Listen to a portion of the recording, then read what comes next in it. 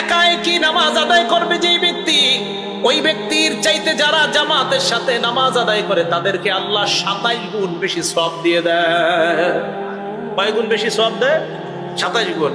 আর যারা জামাতে উপস্থিত হয় না, আল্লাহ নবী বলেন লাকাদ হামামতু আন আমুরা, আমার মন চায় আমি আদেশ করি কোন এক ব্যক্তিকে আযান ইকামত দেওয়ার জন্য, সুম্মা আমুরা রাজুলান ফায়াউম্মু বিস-সালাহ, এরপর এক ব্যক্তিকে বলবো ফায়াউম্মু বিন-নাস, আরেকজনকে বলবো তুমি ইমামতি করো, সুম্মা এরপর আখুযু শু'লাম মিনান নার, আগুনের মশাল নিয়ে আমি ওই ব্যক্তির বাড়িতে যাই।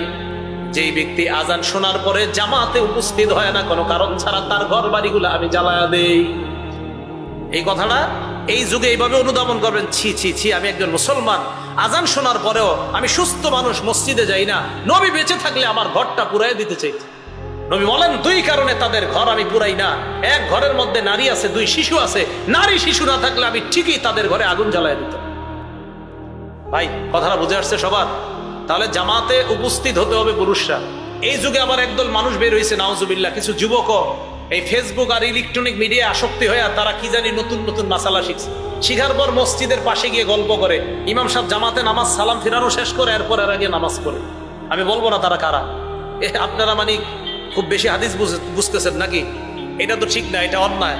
আপনারা এত বেশি হাদিস বুঝে ফেললেন, বুঝে ফেলার পর আপনারা মসজিদের পাশে গিয়ে দাঁড়ায় গল্প করেন, কিন্তু আপনারা নামাজে দাঁড়ান না। এটা ঠিক না। এটা ইলেকট্রনিক আর ফেসবুকের মিডিয়ায় আসক্তি হয়ে তারা এই কাজ করে। তারা ওই ব্যক্তিদের দ্বারা আকৃষ্ট যারা এই মাইকের সামনে বৈশা জনগণের 4-5টা বিষয়ে সারাক্ষণ বলতে থাকে। 100টা মাহফিলের 100 মাহফিলে খালি এই কথাই কয়। পরে যুবকরা চিন্তা হয় ঠিকই, ওই হুজুরের পিছনে মনে নামাজ হয় না, হুজুর নাবির নিচে হাত পাতে। কি এক ঝামেলা তৈরি হয়ে যায়। এই জন্য মেহেরবানি করে এই জাতীয় কাজ করেন না, নামাজ পড়বেন। জানি না নদীর এই পারে এই অ্যালার্জি আছে কিনা, আল্লাহ পাক রব্বুল আলামিন জামাতের সাথে যেন নামাজ আদায় করতে পারি, আল্লাহ তৌফিক দান করেন। এক অন্ধ সাহাবা রিয়াজুস সালিহিনের হাদিস নবীজির কাছে আসছে। আসার পর কই, ইয়া রাসূলুল্লাহ লাইসা লি কাঈদুন ইয়াকুদুনি ইলাস সালাত, চোখে দেখি না আমার এমন কেউ নাই যাকে আমি ধরে ধরে নামাজে আসতে পারি। হুজুর এমন কেউ নাই যার হাতটা ধরে আমি নামাজে আসতে পারি, বা কেউ আমাকে ধরে নামাজে আনবে? হুজুর আমার কি অনুমতি আছে কিনা আমি নামাজ বাসায় পড়বো? ফারাখাসালাহু, আল্লাহ নবী বললেন যাও তুমি বাসায় নামাজ পড়ো, যেহেতু মসজিদে আনার মতো কেউ নাই। কথা কি বুঝে আসছে? এতটুকু পুরাটা শেষ করি নেই হাদিস। ফালাম্মা ওয়াল্লাহ, অন্ধ সাহাবা যখন বাড়িতে রওনা করলেন, নবীজি ডাক দিয়ে বললেন এই দিয়ে আসো, শোনো শোনো শোনো, হাল তাসমাউন নিদা, বাসায় যখন থাকো আজান শোনো কিনা? জি হুজুর বাসায় আজান শোনা যায়। নবীজি কয় ফাজিব, আজান যদি শোনো তাহলে মসজিদে এসে নামাজ পড়ো। অন্ধ সাহাবা, মসজিদে আনার মতো কেউ নাই, নবীজি অনুমতি দিছে বাসায় নামাজ পড়ার। রওনা করছে, কয় আজান শোনো? কয় জি, মসজিদে আসো নামাজ পড়ো।